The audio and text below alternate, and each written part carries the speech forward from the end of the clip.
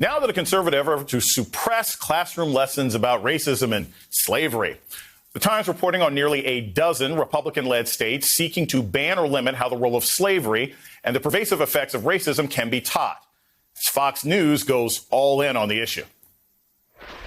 A curriculum that teaches their kids to hate their country. The political left, in perpetuating this myth that America is a fundamentally racist country. Joe Biden now wants to spend your money on critical race theory lessons for our country's already distressed students. Last month, the Department of Education proposed a regulation that directs tax dollars to the race hustlers who traffic in this poison.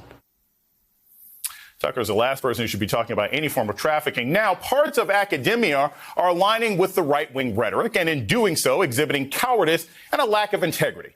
Case in point, the explosive fight over the Pulitzer Prize-winning journalist Nikole Hannah-Jones, a recipient of the MacArthur Fellowship Genius Grant.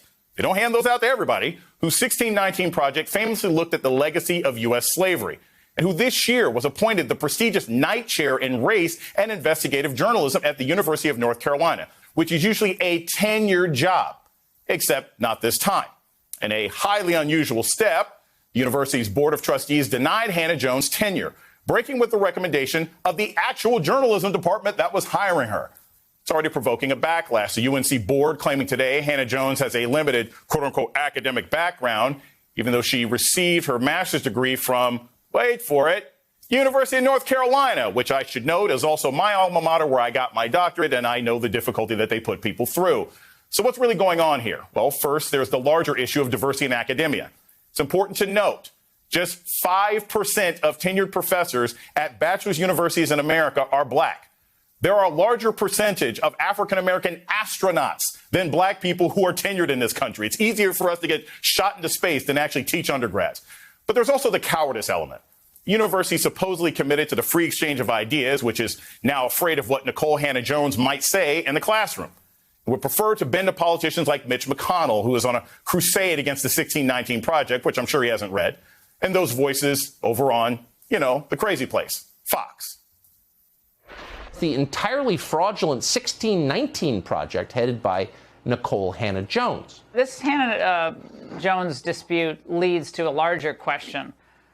Why was a woman who distorts history even up for a tenure position at any university in the first place? That might be the largest number of black people they've ever had on their shows. Joining me now is New Yorker staff writer and professor of journalism at Columbia University, Jelani Cobb, and editor-at-large for the 19th and an MSNBC contributor, Aaron Haynes. I can't wait to have this discussion with both of you today. Aaron, I'm going to start with you. You wrote really one of the first pieces that people were paying attention to in the 19th about UNC's board stepping in and stopping the department from offering tenure to Hannah Nicole Jones. But you also say this is part of a larger problem that we've got happening all across America right now? Well, yes. And Jason, let me just stop you there. My colleague Mariel Padilla wrote that story for the 19th. But I'm glad that we had it on our site because it absolutely is in the wheelhouse of what we care about at the 19th. But listen, I am based in Philadelphia, where we love telling stories about the framers, the founding fathers, right? When it comes to folks like George Washington, Thomas Jefferson, Benjamin Franklin, we can't tell that story about America enough, right? But when it comes to slavery, it's, why can't we move on? Let's move on. And as somebody who's long covered race issues, this backlash against telling the truth. I heard Laura Ingraham say, call it distorting history, but actually correcting the record is something that this is usually the reaction to that from some corners of the country who really do not want to confront that history in our country. And listen, if journalism is about afflicting the comfortable, Professor Hannah-Jones has certainly struck a nerve here. That is a nerve that has been struck among members of Congress. It is a nerve that has been struck among, folks at the state house level that are trying to ban 1619 from curriculums at the state level. And now it appears to have struck a nerve with these folks at the North Carolina University system who, feel that somebody who is frankly overqualified and whose credentials would certainly stack up, I would think, against any of the Knight chairs that are teaching journalism at their esteemed program of which she is, an alum, are now somehow, shifting the goalpost and changing the rules. I want to follow up on this. So you've got all these state governments who are like, we're going to stop the teaching of the 1619 Project, which to me is equivalent of saying we're going to stop ninja lessons in gym, right? Like what is the school system that's demanding that students learn the 1619 Project? It seems to me that a lot of this anger is simply about the existence of the work because they can't seem to show any examples of where white kids in America are being taught to hate themselves. Yeah, well, I mean, look. Yeah, so this is the Pulitzer Center, offered this curriculum to school districts across this country, many of whom took them up on that offer, right? Because they are trying to fill in the gaps that, frankly, a lot of our Black mothers and fathers had to do for us because we were not learning the full U.S. history when we, were in elementary, middle, high school, college in some cases, unless we were seeking that out on their own or unless our families were filling in those gaps for us. This was not history that was being taught. And so, now that this is available for folks, there are folks at the state level, as there have been folks at the state level. Look, the Daughters of the Confederacy didn't want the Civil War talked about, didn't want slavery talked about in certain terms that were mean or ugly or hurtful to the country or to certain Americans. So, yeah, this is certainly part of a long history of really trying to keep that history away from folks. And really, all Americans are the worst for not really having a fuller picture of who and where we are as a country. Right. And the Pulitzer Center offering it is not the same thing as it necessarily being required. It's an offer. It doesn't mean that, kids are necessarily being indoctrinated. Jelani, I want to bring this out to sort of a larger discussion. This is you're a history professor. This seems like a larger problem that we see about how Black excellence is treated. Right. This is reminiscent of when the University of Arizona brought President Obama in 2009 and said, we want you to be our keynote speaker, but we don't want to offer you a degree.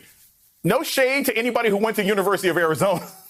But if you think the president of the United States is good enough to come to your school, I think it's good enough to give him an honorary degree. As a scholar and as an academic, how do you look at the nuances of the fact that the board is OK with having Ms. Hannah Jones there, but they just don't want to give her tenure? Well, I think they weren't really OK with having Ms. Hannah Jones there.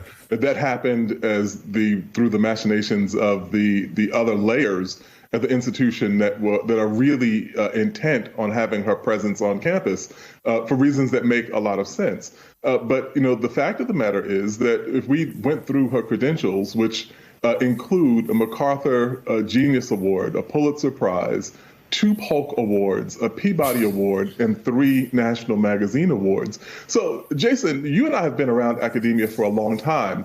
Correct me if I'm lying when I say that would be an impressive total for a department.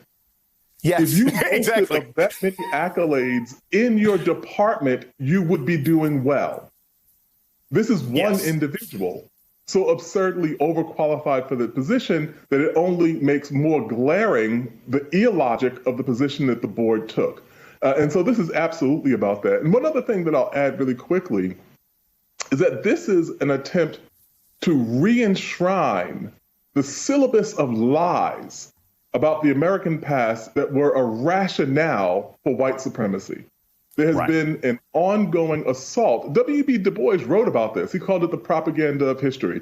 And you should go back and read that essay in Black Reconstruction. This has been the fundamental calling of Black historians in this country to add a corrective to the record so that we might actually present a brief for non-racial democracy in this country. So this is why this is a much bigger issue than a single tenure case at a single institution. This is about democracy, this is about academic freedom, and this is about freedom of the press. And as our mutual colleague Adam Sewer recently wrote in The Atlantic, using the state to try and suppress this information, it's not going to work. This will simply make us fight harder. Thank you guys so much. Jelani Cobb, Aaron Haynes, thank you so very much.